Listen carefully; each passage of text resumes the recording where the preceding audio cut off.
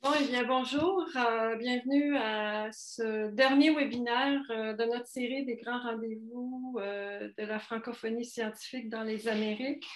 C'est un grand plaisir que nous vous accueillons aujourd'hui à ce grand moment de notre série parce que c'est le moment qu'on a privilégié pour vous présenter les récipiendaires de nos prix de collaboration interuniversitaire, de projet pour la collaboration interuniversitaire pour l'année 2020.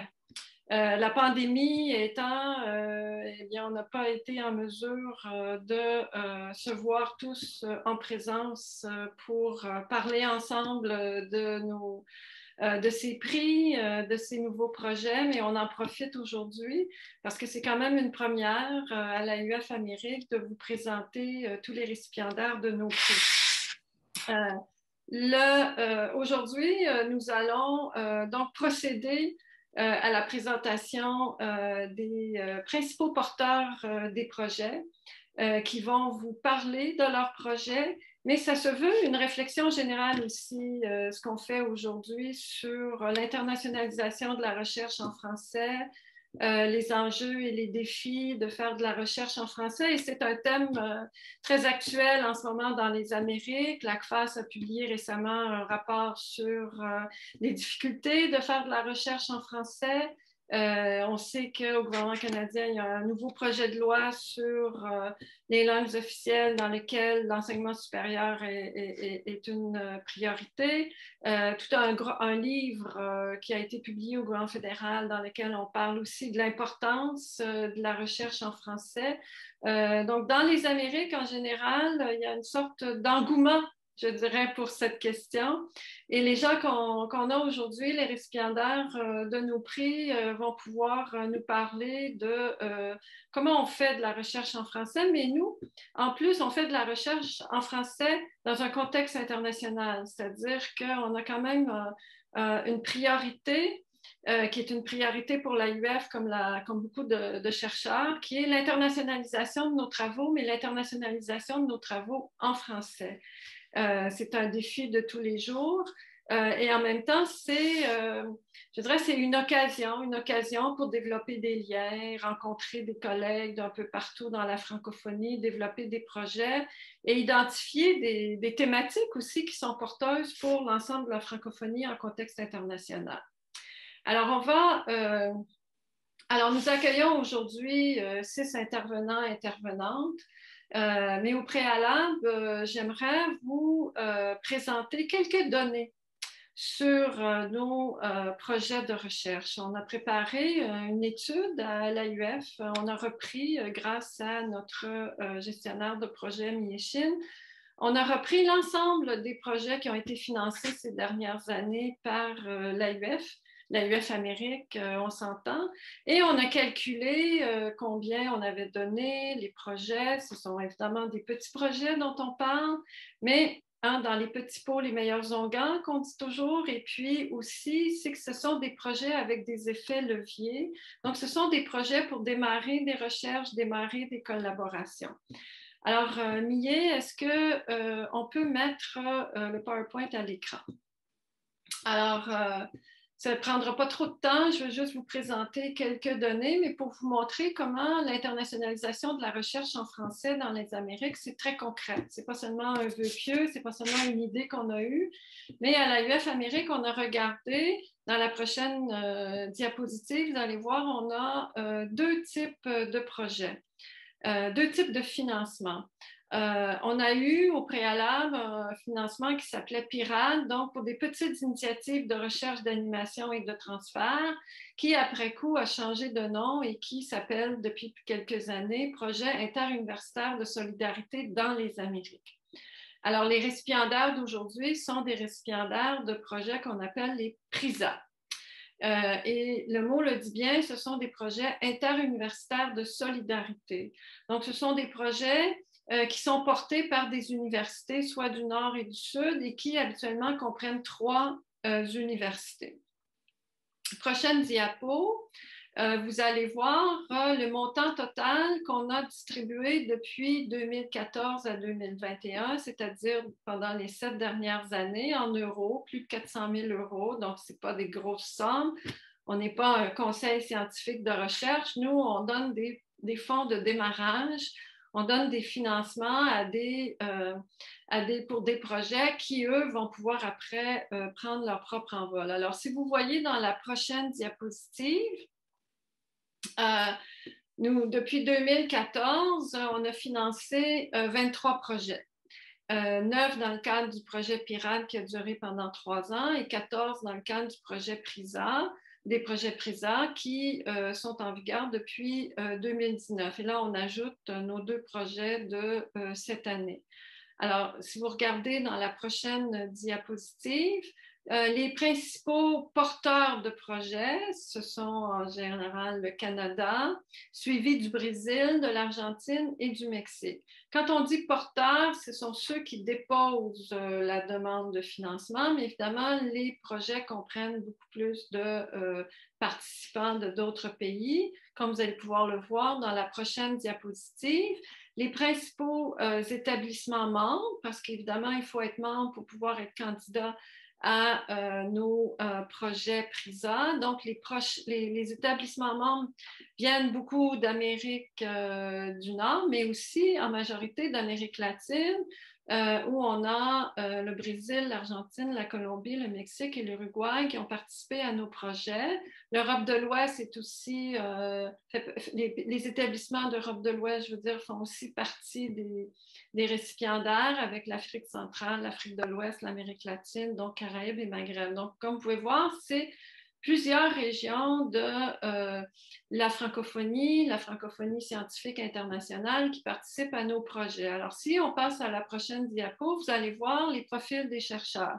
On s'aperçoit que ce sont une majorité d'hommes chercheurs qui bénéficient des projets et que ce sont surtout des professeurs titulaires et leur équivalent qui bénéficient des projets. Donc, évidemment, là, il y a peut-être une petite amélioration à y voir, c'est-à-dire un meilleur équilibre entre les statuts, les catégories de chercheurs et les hommes et les femmes. Donc, dans la prochaine diapositive, vous allez voir aussi, on a regardé les étudiants qui participaient aux différents projets.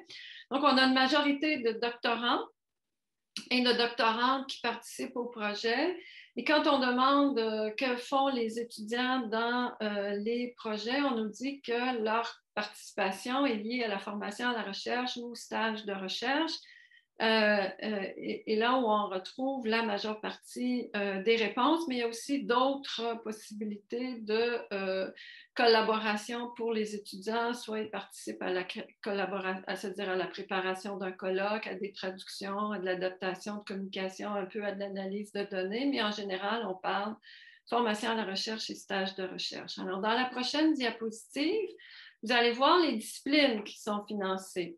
Une majorité qui viennent des sciences sociales, suivies des sciences de la santé, presque ex aequo avec les sciences humaines, mais il y a aussi, en fait, c'est l'ensemble des disciplines qui réussissent à être financées dans le cadre de nos projets, même s'il y a une majorité de projets qui viennent des sciences sociales, santé et humaines. Dans la prochaine diapositive, eh bien, on a les noms des récipiendaires PRISA de cette année. Une première équipe constituée de Daniel Chartier et de Laila Devia, Canada, Québec, Argentine, Carmen Dion du Québec, Daniela Hirakawa du Brésil, Monica Jezak de l'Ontario, Canada et Rafif Nakash du Québec. Alors, c'est une belle variété de récipiendaires d'un peu partout sur notre territoire. Alors, on va les laisser présenter rapidement leur projet. Ensuite, pour ce qui est de la partie table ronde, je vous invite à poser des questions dans la boîte de conversation. Le webinaire est enregistré, sera à votre disposition dans Facebook et dans le site Internet de l'AUF Amérique. Alors, sans plus tarder, je vais laisser la parole à mes collègues récipiendaires de projet. Chaque projet sera présenté pour à peu près 3 minutes. Ensuite, on passera à la période d'échange et de discussion. Alors, nous allons commencer par le projet de Daniel Chartier et de Laïla Devia qui s'intitule Territorialité, ressources, autochtonie, droits et représentation culturelle. Alors, Laïla, vous êtes la représentante de l'équipe, alors à vous la parole. Oui, merci. Bonjour, bonsoir, bonne nuit, parce qu'il y a beaucoup de personnes. D'abord, j'excuse Daniel, il a reçu la seconde dose du vaccin et il avait de fièvre toute la nuit encore ce matin. C'est pour ça que j'ai dit quelques paroles sur ce projet de part de Daniel. Notre projet de coopération vise à rassembler une équipe pluridisciplinaire de spécialistes d'étudiants en droit, en études culturelles et en jeux contemporains partagés des Amériques, soit des questions de représentation culturelle liées à la territorialité, au tourisme, à l'exploitation des ressources de l'environnement. Les partenaires sont l'Université de Québec à Montréal, l'Université de Salvador et l'Université de Versailles Saint-Quentin en Italie. Composé de spécialistes de droit, des études culturelles, de la décolonisation et de la géopolitique, l'équipe de réputation internationale vise à amorcer une coopération scientifique qui est basée non seulement dans les étages, sinon aussi dans un premier document.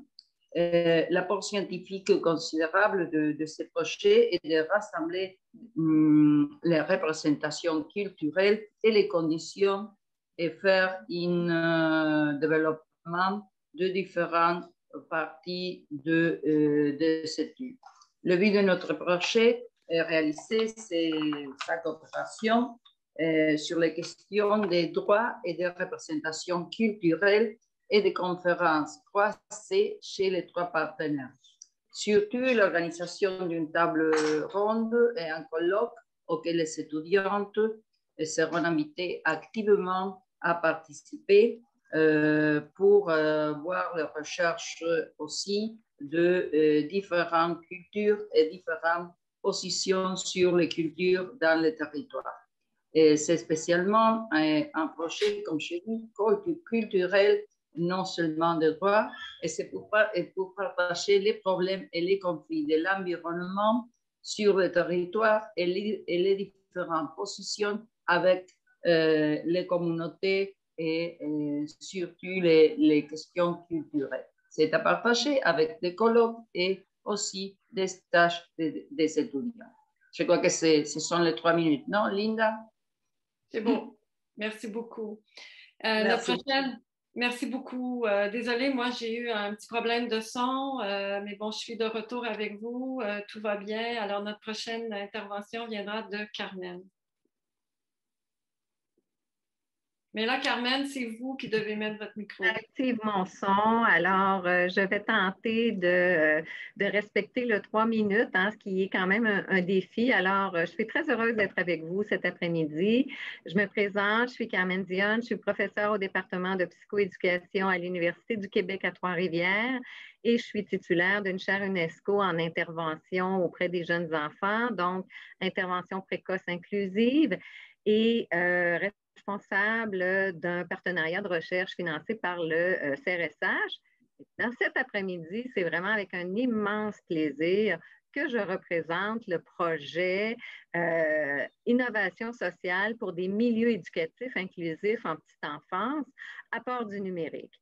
Alors, c'est un projet soutenu par l'AEF, bien sûr, et avec lequel on peut orienter le développement du projet étroitement avec des co-responsables que sont Oumar Bari de l'Université Cheikh Anta Diop de Dakar au Sénégal et Paula Garcia de l'Université Los Andes en Colombie. Alors, c'est les trois co-responsables du projet, mais ça se réalise étroitement avec, au total, 10 chercheurs provenant de 7 universités, en plus d'étudiants membres, donc des chercheurs de la Colombie, du Sénégal et du Québec.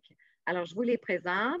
pour la Colombie, on parle de Marisol Moreno de l'Université nationale, donc à Bogota, de Jenny Ortiz, d'Adriana Duarte et d'Angela Maria Peñaranda de l'Université del Rosario à Bogota, d'Aimee Cojasol de l'Université Javeriana et Nadia Morato et Nidia Arias de l'Université CES qui est à Medellín, en Colombie. Alors, notre projet vise à développer une plateforme numérique qui comprend des ressources d'apprentissage pour les milieux inclusifs, éducatifs, en petite enfance. Alors, on connaît bien la part des systèmes éducatifs inclusifs pour le développement des enfants et tout particulièrement pour ceux qui présentent certaines vulnérabilités. Mais en même temps, on sait que cet accès-là au milieu préscolaire à travers le monde est encore sous-investi.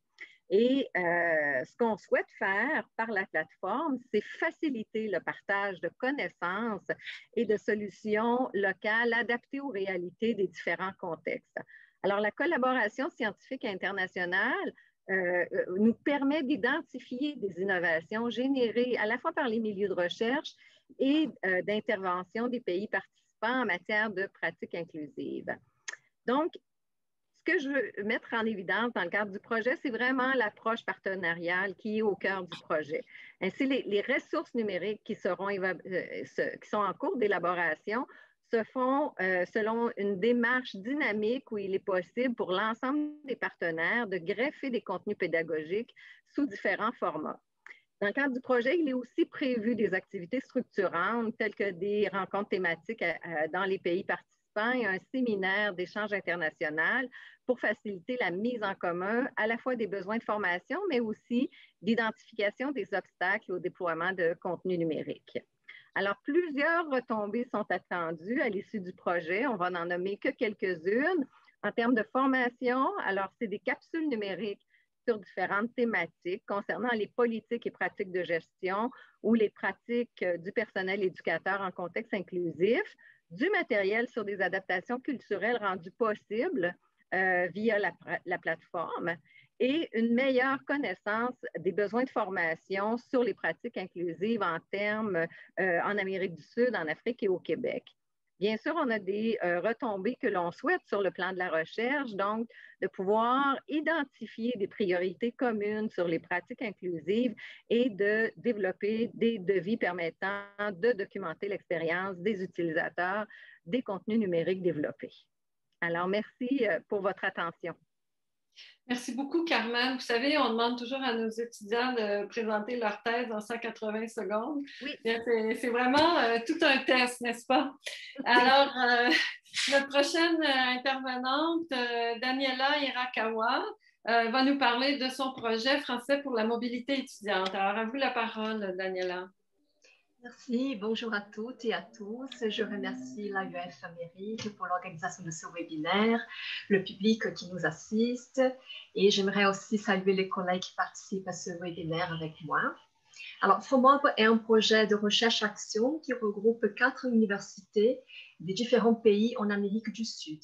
Nous avons l'Université fédérale de Minas Gerais au Brésil, l'Université métropolitaine de sciences de l'éducation au Chili, l'Université nationale de Cusco en Argentine et l'Université de la République en Uruguay. Ce projet, il a pour but de valider un dispositif de formation en français pour la mobilité étudiante. C'est donc un dispositif conçu pour les étudiants hispanophones et lusophones d'Amérique du Sud qui souhaitent développer un projet de mobilité dans une université francophone. Ce projet il se justifie par le grand nombre d'accords et de partenariats qui sont signés entre des universités sud-américaines et des institutions francophones. En effet, dans les universités, un des enjeux principaux pour le développement des échanges académiques dans les pays francophones, c'est l'accompagnement des étudiants dans les projets de mobilité. Alors, le référentiel FOMOB va allier l'acquisition des compétences linguistiques en français à des objectifs universitaires et interculturels pour optimiser les chances d'une bonne insertion de nos étudiants dans les milieux académiques et dans la vie quotidienne des pays francophones. Les étudiants vont développer des tâches pour comprendre le système universitaire du pays d'accueil, pour connaître les démarches administratives et découvrir les modalités de travail universitaire. Ce projet, donc, il va permettre d'articuler 3 objectifs spécifiques. Le premier, c'est la formation des étudiants latino-américains en français afin de préparer leur mobilité académique. Le deuxième, c'est la formation initiale et continue des stagiaires de licence ou de master en didactique du FLE. Et la troisième, le développement de la recherche et de la coopération universitaire entre des pays sud-américains et des pays francophones sur la recherche sur le français sur objectifs universitaires. Par rapport aux résultats qu'on attend de ce projet, premièrement, nous espérons que les expérimentations du référentiel FROMOB auront un impact direct sur les formations des Français qui sont offertes dans chaque institution. Et on espère que ça pourra promouvoir ou renforcer une politique linguistique pour l'internationalisation des universités sud-américaines et favoriser les accords des institutions francophones.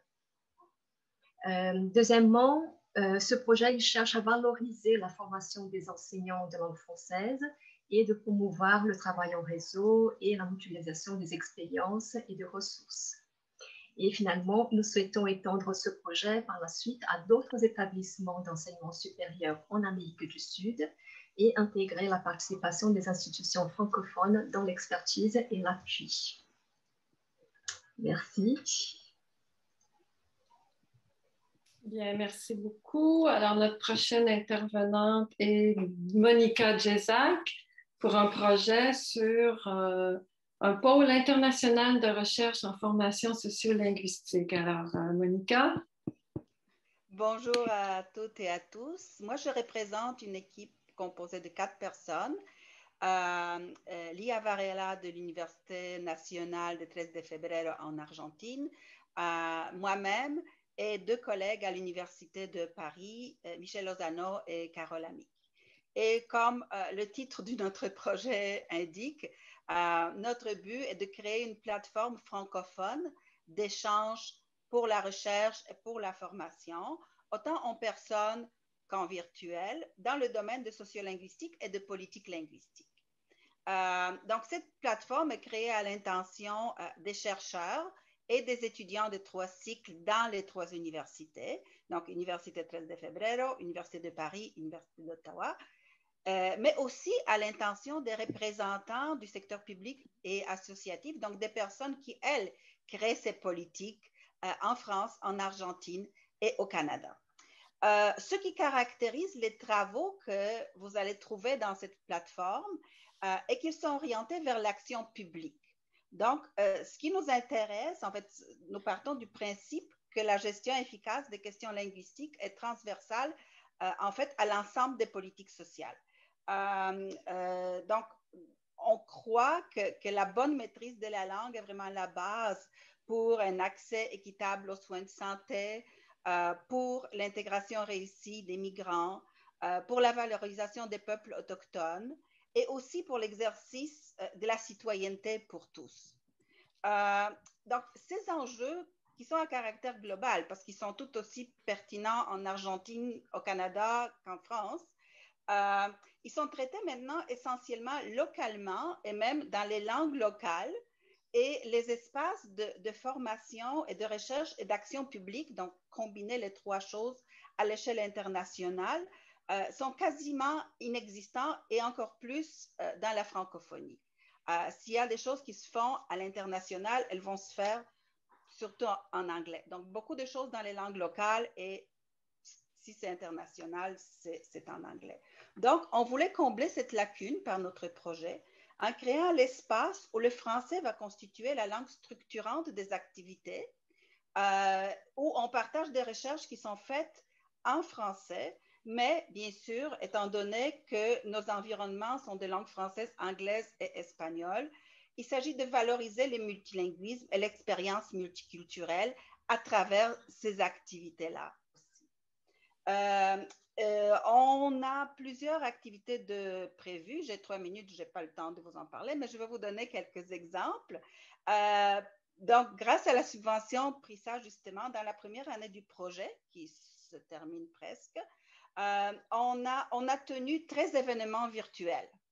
dans 2 événements de réseautage avec nos partenaires politiques. Par exemple, avec le gouvernement de la province de Chaco. On a tenu aussi plusieurs activités de formation pour les étudiants de 1er, 2e et 3e cycle. Et on a même tenu un symposium international de recherche sur le rôle des questions linguistiques dans la mobilité géographique, sociale et professionnelle. Donc, je profite de ce webinaire pour remercier encore une fois l'AUF de cette subvention. Elle nous a permis, malgré la pandémie, de faire plein de choses. Merci. Merci beaucoup, Monica. Tout ça est très intéressant. Tous les projets sont très inspirants. Et le dernier, mais non le moindre, est de Rafish Nakash, qui lui est un projet qui nous amène dans l'autre univers des sciences, qui porte sur une Vous avez tous parlé de plateforme, mais là, c'est un projet de développement d'une plateforme radiosensibilisante à base des points de carbone dopés aux lanthanines pour la radiothérapie. Alors, Rafik, éclaire-nous, explique-nous tout ce que c'est. Parfait, je vais essayer de mon mieux. Alors, notre projet réunit vraiment la compétence en synthèse des nanocomposés, nanomatériaux, qui existent dans notre département de chimie et biochimie à l'Université Concordia ici au Canada, mais aussi avec l'expertise des collaborateurs, Dr. Béatrice Cambien, en radiosensibilisation du laboratoire Thiraud à l'Université de Côte d'Azur en France, et aussi l'expertise en recherche en nanotechnologie appliquée à la médecine. Ça, c'est nos collaborateurs à l'Université Rosario en Colombie, Dr. Alejandro Hondo et Dr. Diana Rodriguez Borbano. Eux, ils sont dans la faculté de médecine et de santé là-bas. Alors, vraiment, notre projet fait focus sur une nouvelle approche pour augmenter l'efficacité de radiothérapie dans les traitements de cancer. Parce que plus de 50% des patients atteints du cancer, à un moment donné, vont subir de traitements radiothérapie. Mais vraiment, sans avoir un délivrage ciblé et précis dans les tissus tumoraux, il y a des effets délétères alors, de cette radiothérapie parce que les tissus sains avoisinant la région du cancer vont subir des effets néfastes. Alors, ce qu'on veut faire, c'est vraiment cibler le cancer sans affecter les tissus sains qui sont tout autour. Alors, une approche qui a déjà été utilisée en clinique, c'est la protonthérapie. Ou la photonthérapie. Et ça c'est vraiment à un ciblage balistique. Alors, on peut aller vraiment cibler les tissus tumoraux sans affecter les tissus sains. Alors, la protonthérapie est très intéressante si on commence à penser à du tumeur cérébral, parce que là, dans les tumeurs cérébrales, comme les gliomes, on essaye vraiment d'aller prolonger l'espérance de vie des patients et il faut vraiment délivrer avec une grande précision parce qu'on veut épargner un grand nombre de structures cérébrales à risque. Alors, vraiment, la protonthérapie cherche à cibler le cancer sans vraiment affecter la région tout autour. Alors, ce qu'on veut, c'est vraiment protéger ces tissus sains et on peut aussi trouver une autre façon d'augmenter l'efficacité des traitements en enrichissant les tumeurs avec des nanoparticules que eux-mêmes, comme le point de carbone, qui eux-mêmes sont capables d'émettre des radiations ionisantes. Et alors, on va augmenter l'énergie déposée dans les tumeurs de cette façon. Alors, dans notre projet, les étudiants recrutés vont développer et enrichir leurs connaissances, leurs compétences à travers les différents aspects scientifiques du projet, mais également à travers les différentes cultures de formation qui vraiment entre nos 3 universités. Merci beaucoup, Rafik. Évidemment, ce sont des nano-exemples de vos projets auxquels on a eu droit. Et puis, j'espère vraiment très sincèrement que vous allez pouvoir poursuivre vos collaborations et poursuivre vos travaux pour obtenir les résultats que vous souhaitez obtenir dans le cadre de ces projets. Je note ce qu'il y a d'intéressant dans l'ensemble de vos projets, c'est qu'il y a une dimension action importante, l'idée de plateforme, de partage de ressources. Et ça nous amène vraiment au cœur de notre rencontre aujourd'hui sur l'internationalisation de la recherche en français dans les Amériques, c'est-à-dire quelles sont les attentes et les facteurs de succès d'un projet de collaboration interuniversitaire et quels sont leurs effets leviers souhaités, potentiels, les effets leviers à venir. Et vous avez des projets qui, justement, nous permettent de réfléchir à cette question-là, parce que vous avez tous des projets en collaboration, et la collaboration solidaire, en fait, est au cœur de votre travail. J'invite le public à poser des questions dans la boîte de conversation pendant la discussion qu'on va avoir. On va procéder par questions et réponses. Donc, on va discuter autour de ce thème et on a demandé aux 6 participants de répondre assez librement. Et donc, il n'y a pas d'ordre précis et il y a déjà dans la boîte de conversation, il y a déjà des gens qui nous envoient des réflexions, des questions. Vous êtes tous félicités chaleureusement par vos collègues. On va vous transmettre aussi certaines informations, comme là, on a un collègue du Sénégal qui est un ingénieur en travaux en production animale et qui fait un projet sur l'élevage, l'innovation dans l'élevage au Sénégal. Alors, sans doute que ça peut être un projet qui pourrait intéresser, notamment pour son volet innovation, certains d'entre vous. Alors, ma première question pour vous est la suivante. Évidemment, c'est une question qu'on pose toujours aujourd'hui. Vous allez probablement savoir de quoi je vais vous parler. On va parler de la pandémie, encore une fois. Espérons que c'est les dernières fois qu'on en parle, sans doute pas. Mais la pandémie a engendré de nombreux défis, de nombreuses contraintes à tout ce qui s'appelle la collaboration scientifique. En même temps, on a eu des exercices de collaboration scientifique sans précédent en vue de la préparation de vaccins. Hein. On sait comment les scientifiques, du coup, il y a beaucoup d'obstacles qui ont été levés pour favoriser la collaboration entre les chercheurs. Mais il n'empêche que la pandémie est venue modifier, dans bien des cas, notre travail, est venue modifier les façons qu'on a de collaborer entre nous et comment travailler de façon éloignée, comment collaborer entre des partenaires déjà éloignés dans le contexte de la pandémie. Moi, ce que j'aimerais savoir, est-ce que la pandémie vous a éloigné davantage? Est-ce qu'elle vous a rapproché par le moyen du mode virtuel? Qu'est-ce qu'elle est venue changer dans la conduite de vos collaborations de recherche et en particulier dans le cadre du projet que l'AUF a financé et sur lequel vous travaillez présentement. Alors, je ne sais pas si je peux, comme ça, au hasard, je ne sais pas si quelqu'un a commencé, veut se lancer dans la discussion. Oui, Monica, parce qu'évidemment, Monica, dans votre projet, vous avez déjà beaucoup de collaborations. C'est ça, donc si je peux me lancer, parce qu'on a fait déjà beaucoup de choses, et je dirais que la pandémie nous a éloignés de façon prévisible et nous a rapprochés de façon imprévisible. Donc, nous a éloignés, là où la pandémie nous a mis les bâtons dans les roues, c'est on a prévu beaucoup de collaborations avec les politiciens puis les faiseurs de politique. Et ce monde-là a eu vraiment d'autres préoccupations cette année.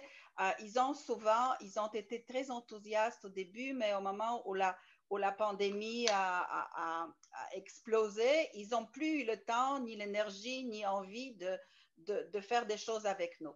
Donc ça, c'est quelque chose on en a eu un peu, mais pas autant qu'on aurait aimé. Et bien sûr, toute la mobilité étudiante qu'on avait prévue dans le cadre du projet est tombée à l'eau. Donc, ça, c'est des choses qui étaient prévisibles. On s'était dit, ben, ça va probablement être comme ça. Les politiciens ne vont pas être intéressés. Ils ont d'autres choses à faire et la mobilité étudiante, les campus sont fermés, les universités sont fermées. On n'a plus de terrain aux étudiants à offrir comme on l'avait avant parce que c'est très, très difficile en ce moment, le terrain avec la distanciation et les masques et je ne sais plus quoi d'autre. Donc ça c'était difficile, mais de façon très, très agréable, je dirais que ça a rapproché la communauté des chercheurs. C'est-à-dire, on a compté sur des collaborations sur lesquelles on ne comptait pas initialement. Donc, il y a des gens qui se sont joints, il y a des gens qui ont voulu échanger avec nous, qui ont contribué au projet, mais qui n'étaient pas initialement prévus. On a même pu monter un symposium international avec les gens un peu de partout dans le monde. Voilà, donc ça, c'était notre expérience, je dis, à la fois bonne et mauvaise. Oui, je ne sais pas si d'autres veulent intervenir, mais moi, j'aimerais vous relancer. Oui, Carmen, et Carmen, en essayant de répondre à la question, je voudrais aussi vous poser une sous-question qui vient de la boîte de conversation. C'est comment faciliter la recherche de collaborateurs internationaux aussi? Comment vous avez identifié vos collaborateurs? Alors, Carmen, la parole est à vous. Oui, bien moi, j'ajouterais un peu comme l'intervenante précédente que le contexte COVID a à la fois aidé et nuit. Alors, effectivement, nous, il y avait des rencontres, il y avait des déplacements qui étaient censés se faire au Sénégal, en Colombie et au Québec. Et il y a, à ce moment-ci, ces rencontres-là ont été reportées. On compte bien pouvoir les faire, mais on a ajusté notre échéancier et ça nous a obligés à rendre la plateforme qu'on veut développer la plus rapidement possible parce qu'on avait besoin pour pouvoir mieux travailler ensemble. Donc, ça a eu un effet un peu accélérateur.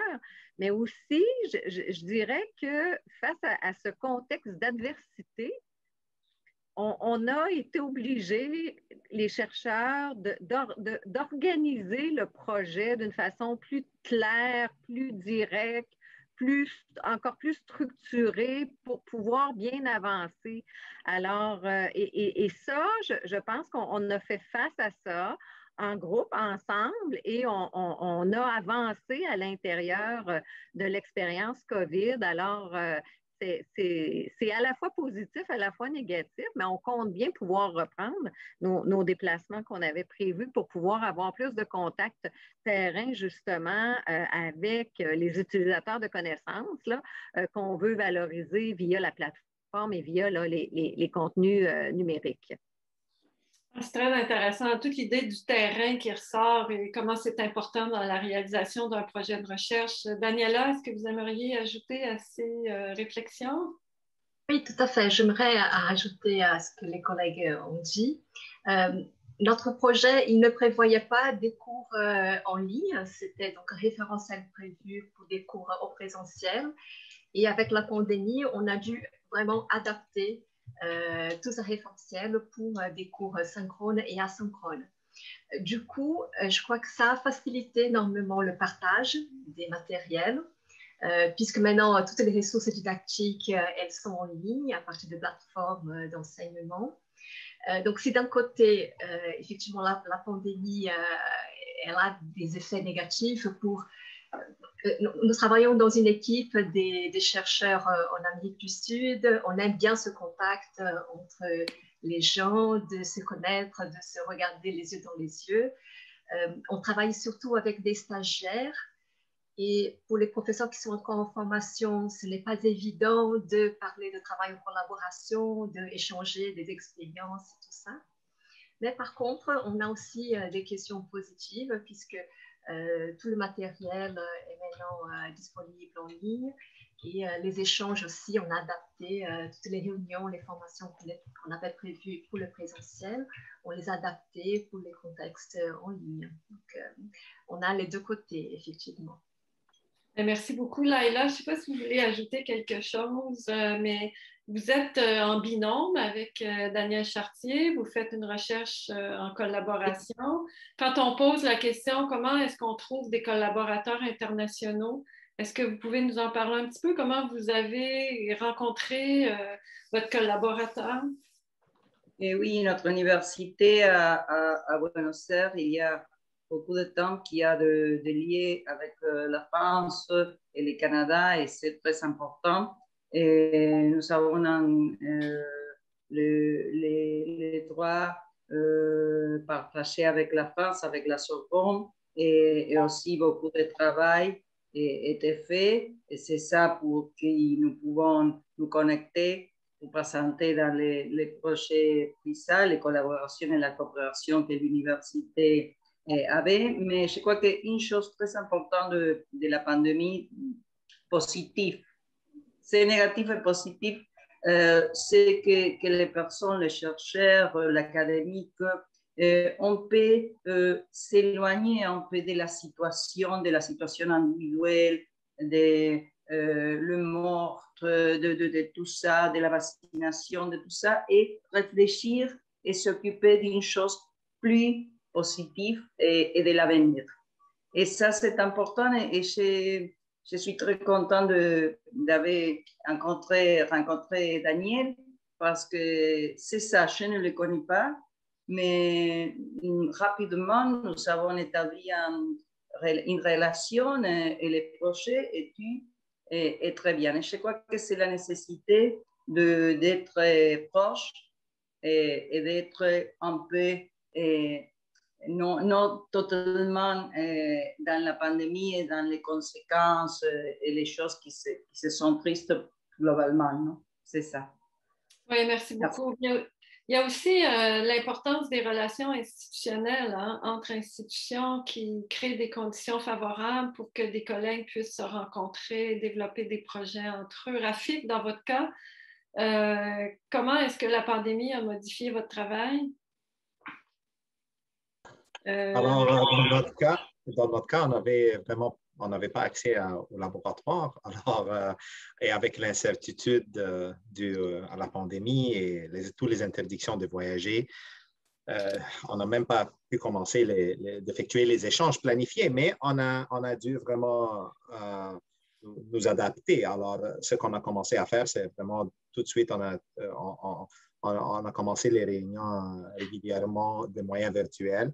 Nos étudiants ont commencé à travailler dans leur propre labo pour la préparation de matériaux, pour vraiment tout ce qui est littérature scientifique, tout ça. Ça aide vraiment à avancer parce qu'on ne peut pas attendre avec toute l'incertitude que quand ça va finir, qu'on peut commencer. Alors, vraiment, on est arrivé maintenant à un moment où on peut même commencer de montrer la faisabilité de notre idée et même commencer un peu de faire le transfert de connaissances, même si c'est parfois façon virtuelle, par des moyens virtuels.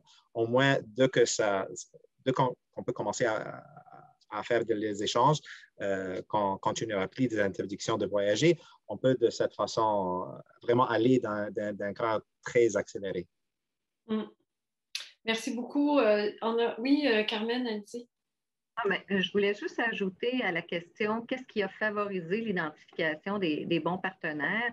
Alors moi, 2 éléments que je veux mettre en évidence, c'est que le réseau des universités du Québec a organisé une mission en Colombie qui a vraiment été déterminante dans l'identification des partenaires qui ont participé au projet. Et donc, il y avait déjà eu une rencontre en Colombie où les gens intéressés par les thématiques avaient déjà été rencontrés et qui a vraiment servi à accélérer. Donc, je dirais les éléments vraiment très, très aidants, c'est d'avoir vraiment les bonnes personnes intéressées par les mêmes secteurs de recherche ou d'activité. Ça, il y a quelque chose de bien ciblé, là, et à partir de là, peu importe l'expérience qu'on a différente, comme il y a un intérêt commun, il y a comme une accélération là, de la collaboration qui se fait très naturellement, très facilement, mais aussi via le réseau des chaires UNESCO au Canada qui a permis d'identifier des partenaires, notre partenaire du Sénégal notamment. Alors, c'est les 2 sources, là, je dirais, principales pour l'identification des partenaires. Donc, encore une fois, revient l'importance de l'appui institutionnel pour identifier les partenaires. Oui, Monica? Oui, Monica? Voilà, justement, pour surenchérir dans la même direction. nous, de notre côté, puis pour répondre à la question, justement, comment est-ce qu'on crée les réseaux, c'est qui les personnes clés dans les réseaux quand on a une situation comme la pandémie. Donc, pour nous, c'était deux choses. On a mobilisé justement nos partenaires institutionnels. On a créé un comité institutionnel, donc les bureaux des relations internationales de l'Université de 30 de Febrero et de Paris et d'Ottawa. D'ailleurs, j'ai vu, je pense, M. Touzé dans les questions qui représente l'Université de Paris. Ils se sont rencontrés dernièrement. On les a tous rencontrés. Donc, on s'était assis ensemble. On s'est posé la question en contexte de pandémie, quel meilleur profit on peut tirer du projet, comment est-ce qu'on peut le pérenniser, comment est-ce qu'on peut l'inscrire dans les structures existantes. Donc, il y a toute cette conversation qui se fait, qui, je pense, est extrêmement importante. Puis la deuxième, pour répondre justement comment est-ce qu'on est par rapport à cette solidarité ou ce rapprochement entre les chercheurs, on a, je pense, plus mobilisé nos réseaux respectifs de recherche entre nous quatre que ce que c'était initialement prévu. Mais à la fois, on avait un peu plus de temps, on était un peu plus fermés. Il y a eu plusieurs choses qui étaient en arrêt, donc on a pu, on s'est dit, ben, coudonc, c'est ce qu'on va faire. On va se diriger vers nos réseaux, on va voir qui va embarquer avec nous. Puis ça a fait un peu effet boule de neige ben, pour répondre à cette question et pour ajouter ce que le professeur Dionne disait. C'est très, très bien. Merci beaucoup, Monica. Moi, je vais enchaîner aussi avec l'autre question et puis on pourra revenir. Mais vous parlez donc de la coopération, du rôle clé. On a parlé du rôle clé des institutions pour la mise ensemble des personnes, pour le développement de ces collaborations. Mais comment est-ce que le principe de collaboration se retrouve dans votre projet? C'est-à-dire, comment votre projet contribue à une coopération internationale solidaire et en français en plus? Parce que vous avez aussi des enjeux de multilinguisme dans vos équipes. Alors, comment est-ce que vous gérez le fait que le français est une langue structurante, mais il y a d'autres langues aussi? Monica disait que quand elle présentait le projet, que le français est la langue structurante du projet. Donc ici, j'ai 4 mots-clés: coopération internationale, solidaire et français. Comment est-ce que vous retrouvez ces différents éléments dans votre projet? Daniela, vous voulez commencer? Oui, parce que dans le cas de FROMOB, cette coopération internationale solidaire, elle est un des enjeux majeurs parce que c'est la préparation des étudiants pour la mobilité internationale. Donc, c'est aussi un projet qui est appuyé par les directions internationales des universités qui sont impliquées, puisqu'ils se sont rendus compte que c'est un projet qui va renforcer l'internationalisation des universités. C'est-à-dire qu'on va essayer de travailler non seulement l'acquisition des compétences linguistiques en français, mais aussi tout ce qu'il faut pour un étudiant pour qu'il puisse bien développer un projet de mobilité.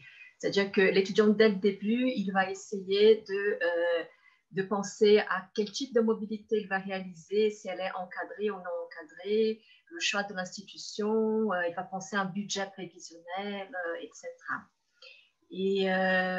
Et aussi, on est tous dans les 4 universités impliquées, on est tous dans une logique de partage d'expérience, de collaboration dans la conception des ressources didactiques, dans les outils d'évaluation.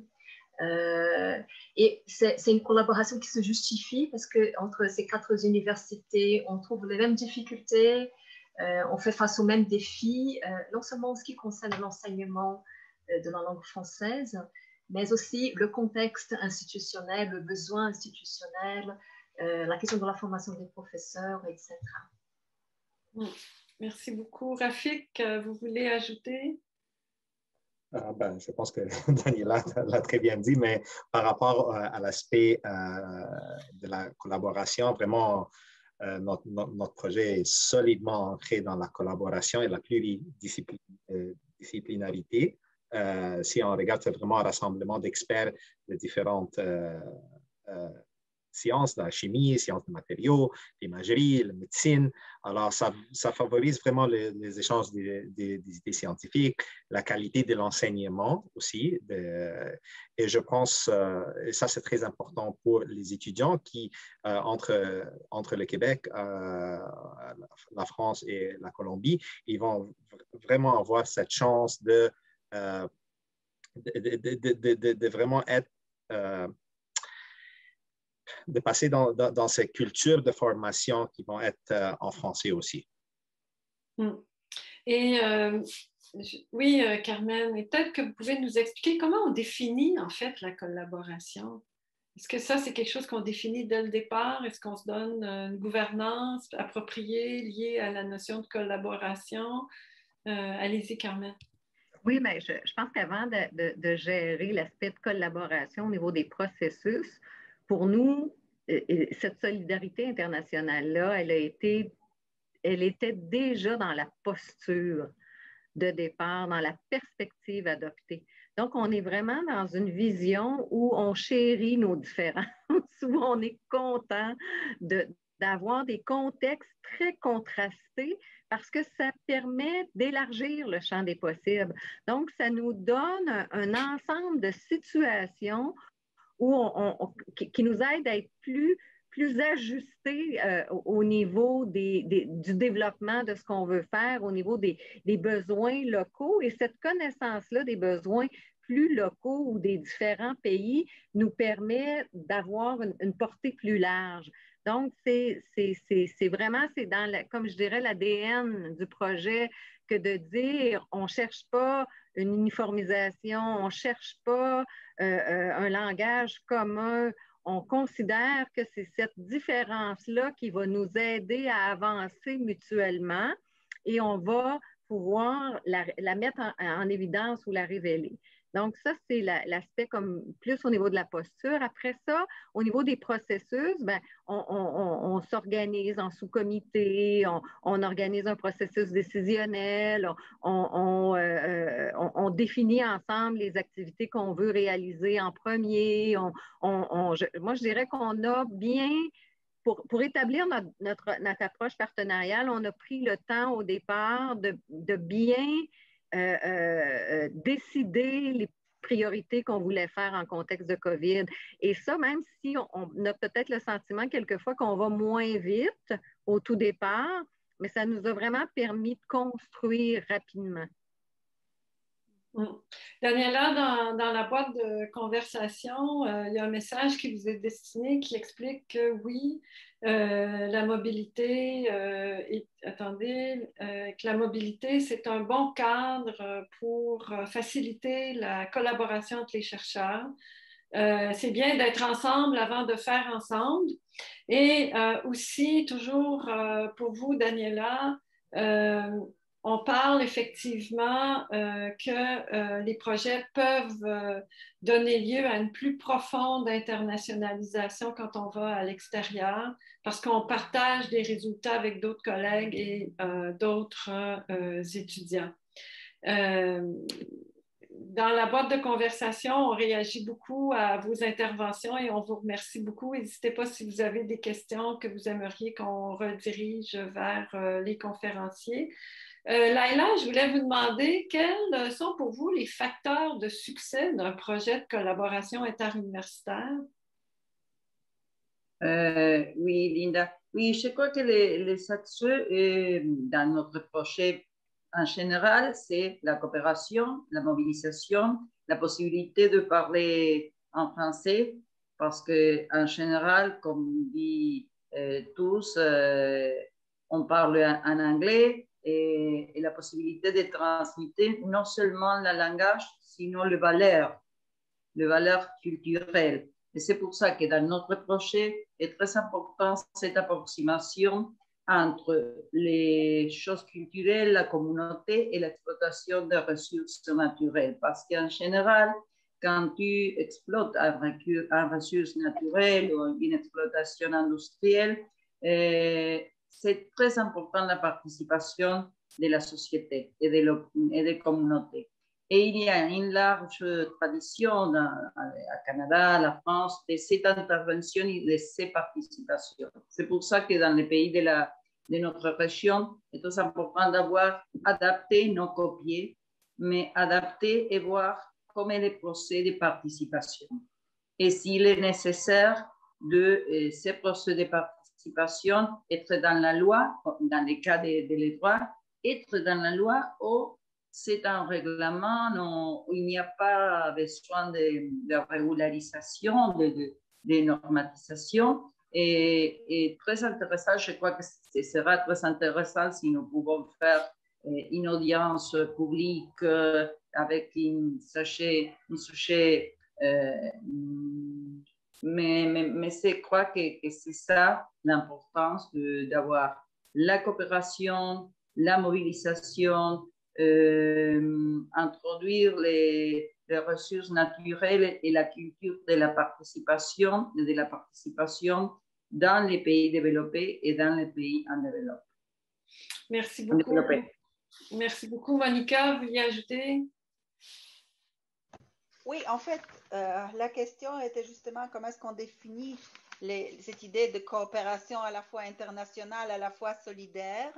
Je pense que nous, on a eu l'ambition par notre projet, toutes les quatre, d'ouvrir un dialogue à l'échelle internationale et un dialogue entre les milieux universitaires et les milieux d'action publique autour des questions linguistiques.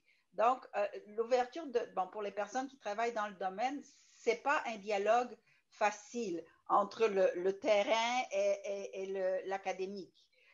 Donc, nous, les universitaires, on est les quatre francophones, on travaille entre nous en français, on publie en français, on fait des projets en français, on se parle entre nous en français, on fait des colloques en français.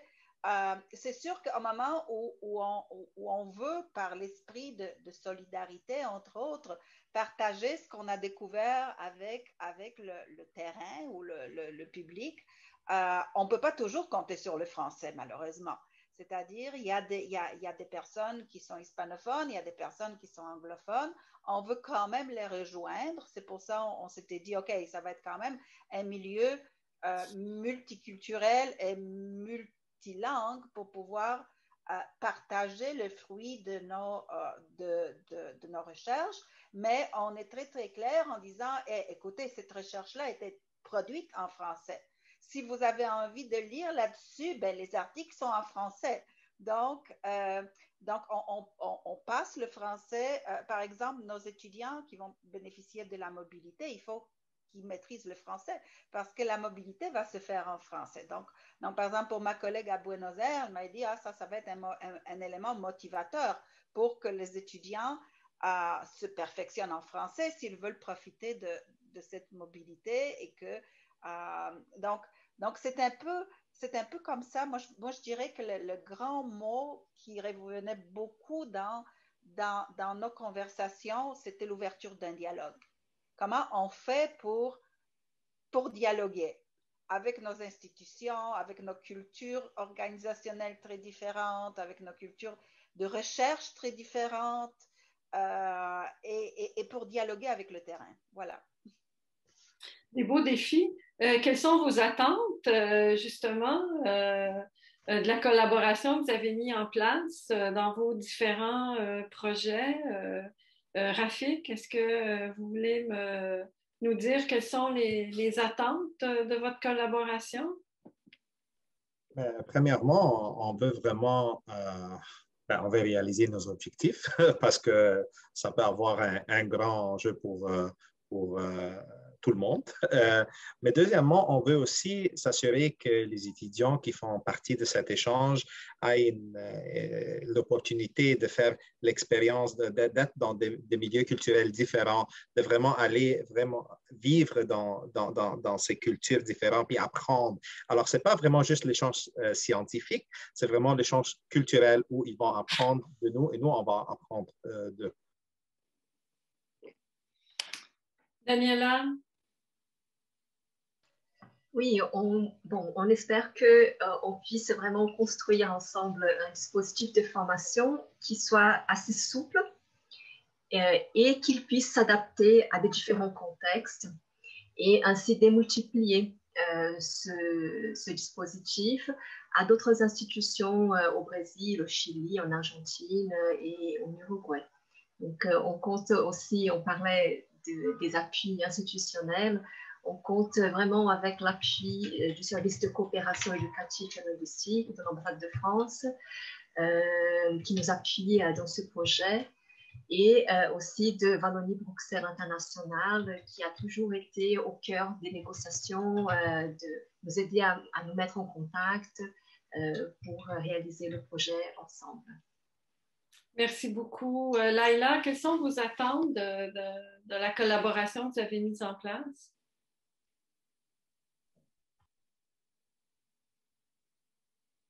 Micro.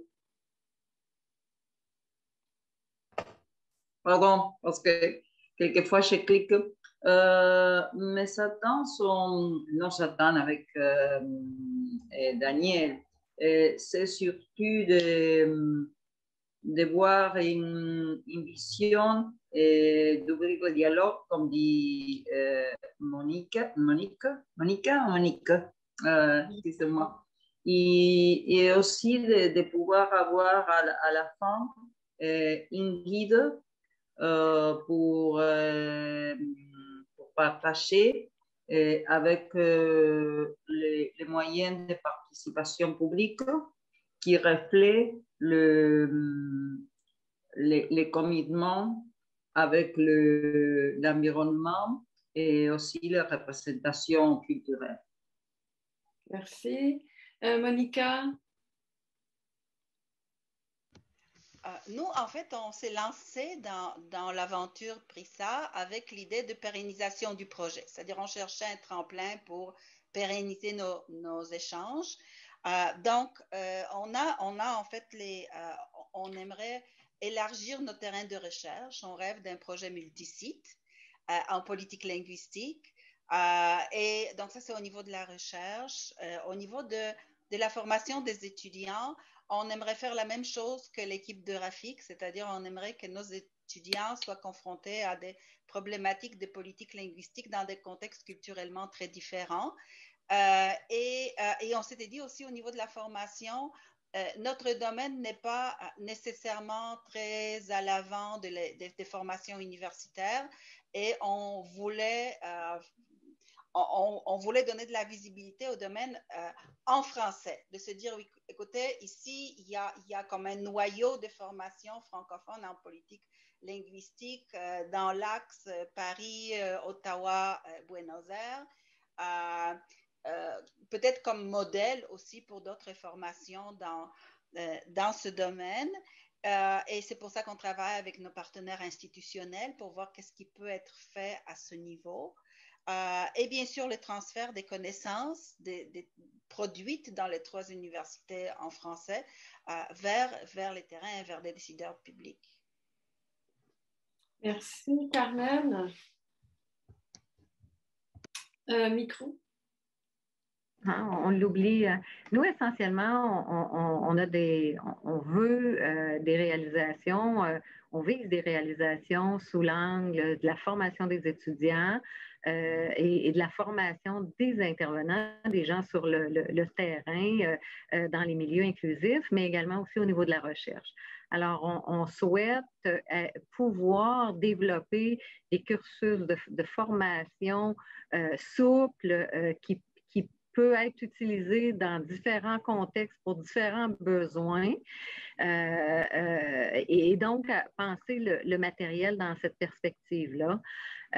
On veut aussi, nous aussi, on a pensé le projet vraiment dans une perspective au-delà du projet AUF. Donc, l'effet levier de AUF a vraiment été évident on souhaite établir un réseau de chercheurs intéressés, engagés dans l'inclusion en milieu préscolaire et donc penser à est-il possible que notre plateforme puisse aussi accueillir des instruments de mesure, qu'on va pouvoir partager des expériences, qu'on va pouvoir réussir à faire des collectes de données. Alors, c'est dans cette perspective-là qu'on qu'on pense ou qu'on oriente là, le développement des résultats. C'est intéressant, Carmen, la question de l'effet levier. Je vais y revenir. Mais pour clore un peu cette première partie, je dirais, de la discussion sur la pandémie, la collaboration. Donc, il y a des effets à la fois favorables et défavorables liés à la pandémie. Ça vous a amené à penser différemment les collaborations. Le virtuel a permis de tisser des liens différemment, de vous rapprocher dans la distance différemment. Mais en même temps, vous nous avez dit comment le terrain est important. Donc, comment aller sur place est important. Parce que c'est quand même des projets qui visent à développer des collaborations par le financement de mobilité aussi. Donc, c'est clair que la mobilité, ça, à un moment donné, il faut aussi pouvoir s'y côtoyer, s'y frotter parce que ça fait partie du processus même de votre travail. De mise en relation, de collaboration entre les gens. Mais aussi, ce qu'on voit, c'est le besoin d'une infrastructure en même temps. Vous ne pouvez pas collaborer s'il n'y a pas un appui quelque part. Si les universités ne sont pas derrière vous, s'il n'y a pas des chaires de recherche qui peuvent appuyer, s'il n'y a pas des façons de rencontrer, de mettre ensemble les gens. Donc, un appel aussi à l'appui de vos établissements. Ensuite, la collaboration dont vous parlez, c'est une collaboration qui cherche toujours à créer des espaces de dialogue, comme disait Monica, et vous l'avez dit aussi. Un dialogue qui cherche à mettre de l'avant en même temps des contextes. Donc, un dialogue pour une plus grande sensibilisation au contexte, pour une plus grande compréhension aussi des différents milieux dans lesquels on travaille, pour mettre ensemble des ressources sans nécessairement créer, comme vous voulez créer des plateformes, mais pas nécessairement des plateformes qui vont vous aider à mieux comprendre les différences entre les gens, peut-être pour monter en généralité à un moment donné, mais ici, on n'est pas dans un cas de figure où vous cherchez des solutions universelles adaptables à tous et à toutes, c'est plutôt le contraire. C'est comment, à travers les collaborations, mieux comprendre, mieux écouter l'autre, en fait. Et ça, sans doute que dans le milieu de la recherche, évidemment, ça fait longtemps qu'on parle de collaboration dans le milieu de la recherche, mais dans le milieu de la recherche, en ce moment, c'est sans doute une voie qui est des plus fécondes, des plus prometteuses. On cherche à faire de la mutualisation de connaissances plutôt que d'imposer les connaissances du Nord sur le Sud. On cherche à aller au-delà des clivages tout en respectant les réalités de chacun. Donc, on cherche à se donner à se donner des approches de collaboration qui permettent d'écouter tout le monde, d'entendre toutes les voix plutôt que d'avoir des voix qui dominent sur d'autres. Alors, c'est très intéressant de voir comment ça s'inscrit, en tout cas dans les grandes orientations aussi de l'AUF et en fait des grandes organisations internationales aujourd'hui. On cherche tous à faire du renforcement chez soi, du renforcement dans ses propres milieux. Carmen a commencé à parler des effets leviers parce que vous avez des attentes, cette attente d'écoute, cette attente de dialogue, ça fait partie de cette souplesse qui fait partie de vos attentes, mais croiser des façons de faire. Mais vos effets leviers, Carmen a commencé à parler des effets leviers de votre projet qui est d'établir un réseau de chercheurs. Est-ce que dans vos cas, à vous, dans les autres cas, il y a des effets leviers comme ça que vous escomptez ou auxquels qui, grâce à votre projet, vont pouvoir donner lieu à quelque chose d'autre? Monica a parlé de pérenniser. Alors, est-ce que, Monica, vous pouvez nous donner un petit peu plus de détails? En fait, ce printemps, très concrètement, on s'est assis, on est en train de voir. On aimerait lancer des projets de recherche multisites, mais ça veut dire fonctionner avec 3 administrations différentes, donc l'Université de 13 de Febrero et d'Ottawa et de Paris, avec les structures très, très différentes, les façons de financer très différentes, et on a des réunions en ce moment pour voir justement où aller chercher quel financement, comment les différents financements peuvent s'enclencher avec nos intérêts de recherche, puis le genre de projet qu'on aimerait monter, puis le genre de projet va aussi, on sait plus ou moins ce qu'on aimerait faire, mais on va aussi se plier à l'infrastructure. Donc, je pense qu'il y a tout un... Ça paraît simple comme ça, mais ça ne l'est pas. On est vraiment dans le gros remue-ménage, et entre autres, la subvention sert à ça. Ça me donne le prétexte de se dire, OK, on se rencontre aux 2 semaines sur 3 continents par visioconférence, puis on apporte nos documents, on réfléchit, on se renseigne auprès de nos administrateurs, etc. C'est un exemple très concret, justement, de chercher la pérennisation. Un autre exemple très concret que je voulais vous donner, on vient de lancer un site web dans lequel on a pour le moment consigné toutes les activités, donc les enregistrements des webinaires, ce genre de choses, c'est tout là. Mais on a un onglet qui va s'appeler ressources, où on aimerait aussi consigner les ressources venant des 3 universités, des 3 centres de recherche qui sont affiliés à ces universités, etc. Puis, pour être très franche avec vous, on ne l'a pas appelé IUF, on ne l'a pas appelé PRISA, on s'est donné le nom de Pôle international langue action publique, PILAP, parce qu'on aimerait justement que ça dure au-delà de la subvention.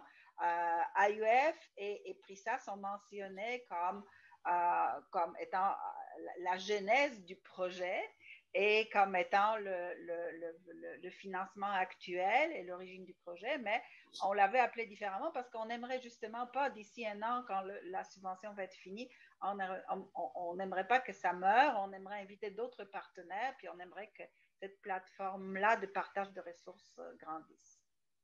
Et merci beaucoup, Rafik. L'effet levier de votre projet, guérir la planète.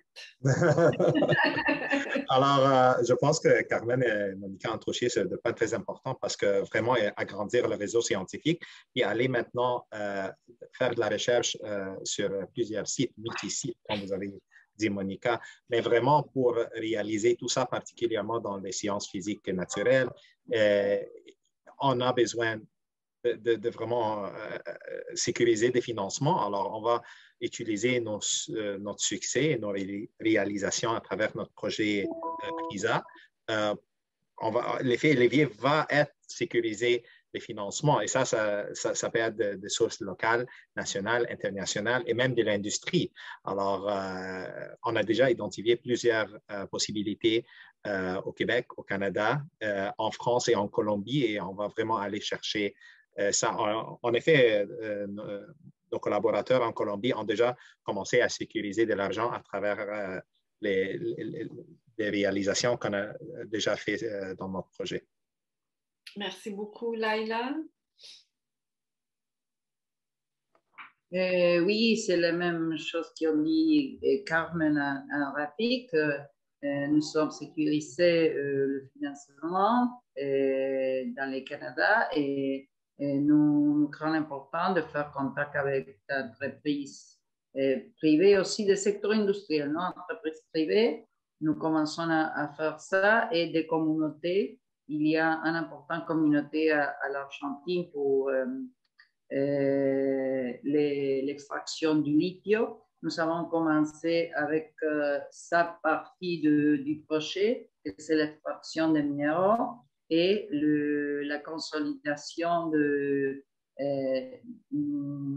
d'être d'accord avec les communautés sur cette exploitation. Et nous avons sécurité ses finances et la participation dans ce deux sujets des sociétés.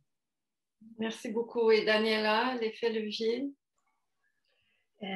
Alors, donc, dans le projet FROMOB, il est à l'origine, en fait, d'un projet qui a commencé par le service de coopération linguistique et éducative de l'ambassade de France au Brésil et pour répondre un peu à la question de Héloïse, je crois qu'elle a posé sur le chat.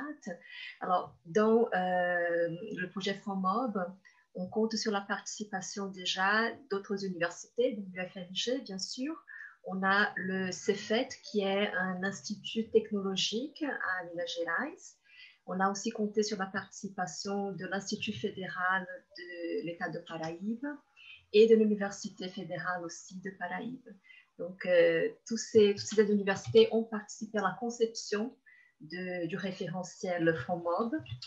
Et avec les expérimentations, toute cette discussion dans l'élaboration du référentiel, on va compter aussi sur l'appui de l'ambassade de France, c'est-à-dire que les assistants de langue française qui vont venir à partir de 2021 au Brésil, ils vont être aussi les porteurs de FOMOB dans les universités. C'est-à-dire qu'ils vont proposer dans les universités auxquelles ils seront attachés, encadrés, ils vont proposer de travailler sur FOMOB dans ces institutions. Donc, je crois que c'est... Et on espère compter aussi dans les institutions en Argentine, au Chili et en Uruguay, qu'on ait aussi ce même effet de porter FOMOB dans les autres institutions. Et merci beaucoup, Rafik. Dans la boîte de conversation, on est d'accord avec vous qu'il est important de développer des liens avec le secteur privé dans le cadre de votre travail. Le temps avance. Je vais poursuivre avec le dernier bloc de questions. C'est les conseils que vous aimeriez donner à vos collègues qui souhaitent rédiger une proposition pour un projet PRISA que nous finançons à l'AUF Amérique. Quel est le point important selon vous qu'il faut mettre en valeur dans un projet comme le vôtre pour un financement PRISA? Et selon vous, quels seraient les meilleurs critères pour évaluer un projet comme le nôtre? Alors, on est tout oui pour vos réponses parce que ça va nous aider aussi à améliorer notre programme. Alors, Carmen, je ne sais pas si vous voulez vous lancer. Oui, mais moi, je pense que un des éléments importants, c'est vraiment toute la contribution au niveau de la formation des étudiants de cycle supérieur ou même des étudiants de premier cycle. Je pense que c'est une façon aussi je dirais que c'est le point, j'allais dire, c'est pas le point faible, mais c'est le point fort, dans le fond, souvent des professeurs-chercheurs à l'université, que de vouloir s'inscrire dans des contextes qui vont être nourrissants, qui vont offrir des opportunités de formation intéressantes pour leurs étudiants, qui vont permettre à leurs étudiants de la mobilité étudiante, de connaître d'autres contextes, de pouvoir profiter de l'expertise. Et ça, je crois que c'est vraiment un aspect pour lesquels là, on devrait mettre l'emphase dans le cadre des projets PRISA. Moi, je pense qu'il faut aussi évaluer les projets PRISA sous l'angle de la prise de risque, de faire des projets qui sont pas nécessairement toujours classiques ou déjà toujours organisés ou montés, mais de pouvoir utiliser ce contexte-là pour explorer des aspects, des dimensions, des activités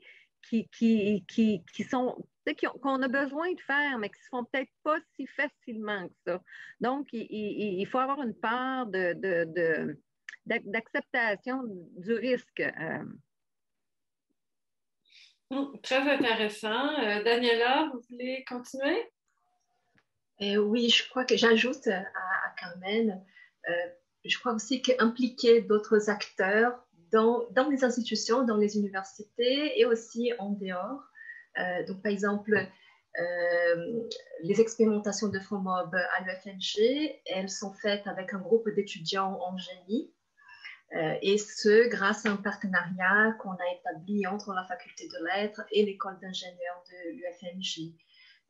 Donc, on a impliqué l'école d'ingénieurs, on a impliqué la DRI, on a impliqué l'ambassade de France. Donc, je crois qu'il faut compter vraiment sur l'appui de toutes ces institutions pour soutenir les projets. Merci. Monica? Moi, bah, si je pouvais ajouter, je pense que bon, le mot solidarité est déjà dans PRISA, mais je pense qu'on a tous mis de l'avant beaucoup cette idée que ce sont des projets de solidarité et des projets qui ont un impact social.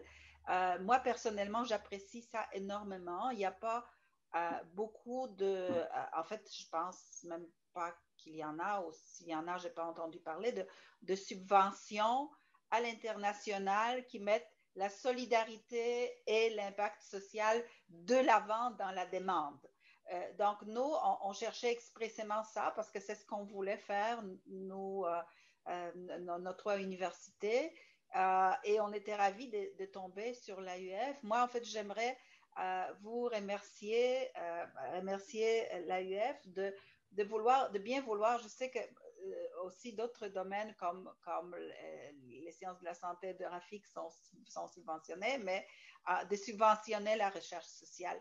Je pense que ce n'est pas un hasard qu'il y a tellement de subventions en recherche sociale parce que ce n'est pas évident.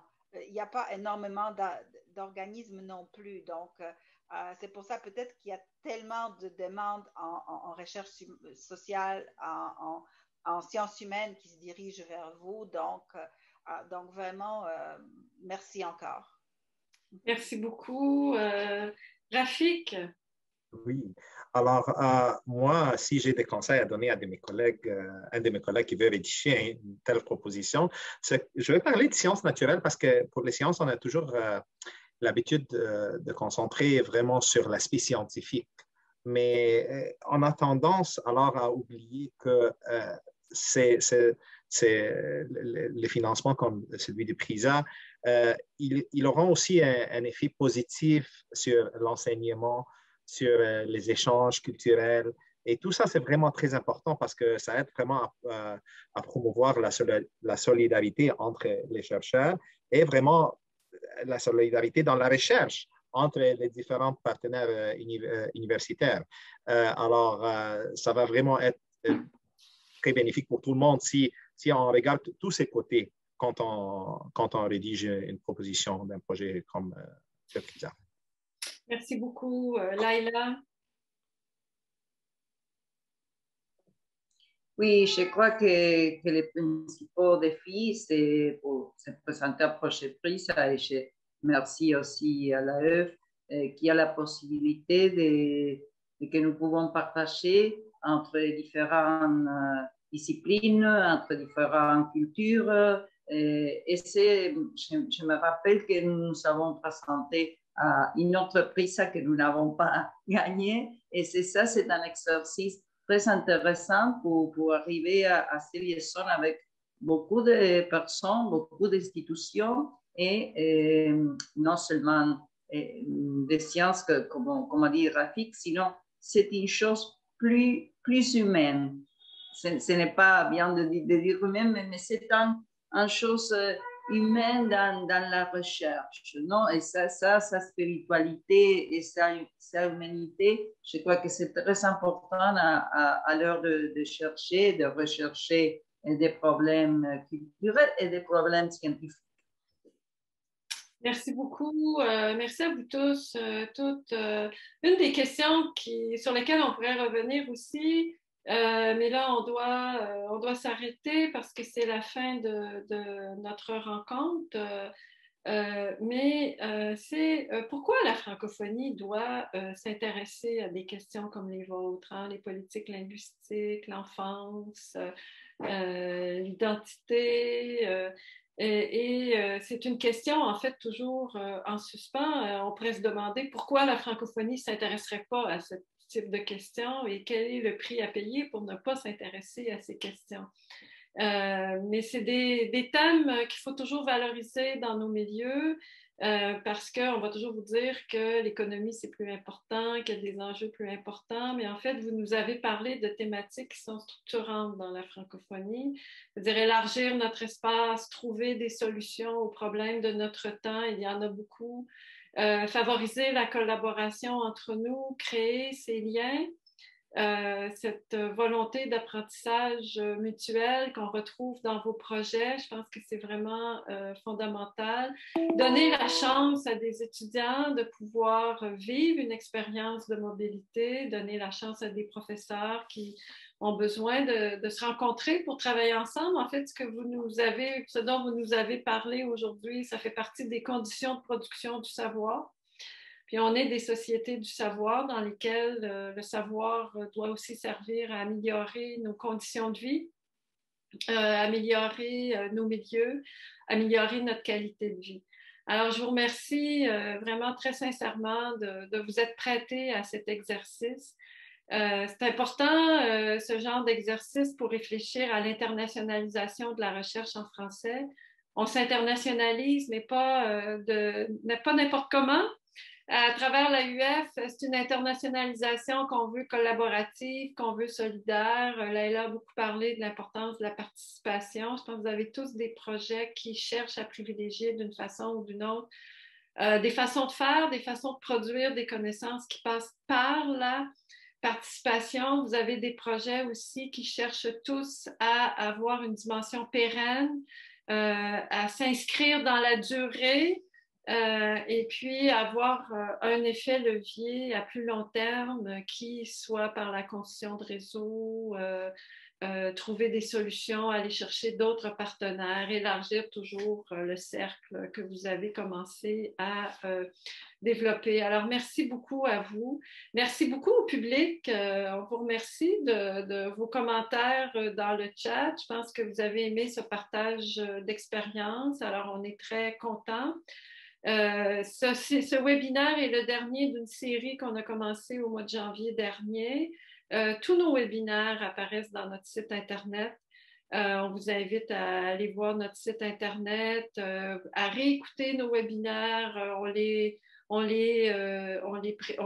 publie dans les réseaux sociaux de façon régulière. On les met dans nos infolettes. N'hésitez pas à vous abonner à notre infolette pour être au courant de nos prochains appels d'offres pour les prochains concours PRISA notamment. Et on prépare une deuxième série de webinaires pour l'année prochaine. Qu'il y ait pandémie ou pas, qu'il y ait confinement ou pas, qu'il y ait retour au travail ou pas, je pense que les webinaires, c'est une bonne façon d'être ensemble aussi, de partager des expériences. Sans ces webinaires, on n'aurait pas pu vous mettre ensemble, et même si on n'avait pas eu la pandémie, on ne sait pas comment on aurait pu être ensemble aussi. Il faut voir que là, ici, les webinaires facilitent les rapprochements. On est quand même un grand territoire, les Amériques. On a 81 membres. Donc, on ne peut pas toujours être ensemble. Donc, les webinaires vont nous permettre de continuer à être ensemble. Je vais aussi vous rappeler que c'est le 60e anniversaire de l'AUF, le 13 septembre prochain, et que dans ce cadre, nous aurons beaucoup d'activités. Donc, on vous invite à rester branchés, rester connectés sur notre site web. On a beaucoup d'activités à venir. Et nos prochains webinaires vont reprendre au mois de septembre, dans le cadre notamment de notre 60e. Alors, merci à vous. Je vous souhaite une belle fin de journée, bonne fin de semestre, bonne continuation de semestre. Et on se dit au revoir et bien écoutez, à la prochaine. Merci beaucoup. Au revoir. Oui, au revoir. Bonne journée.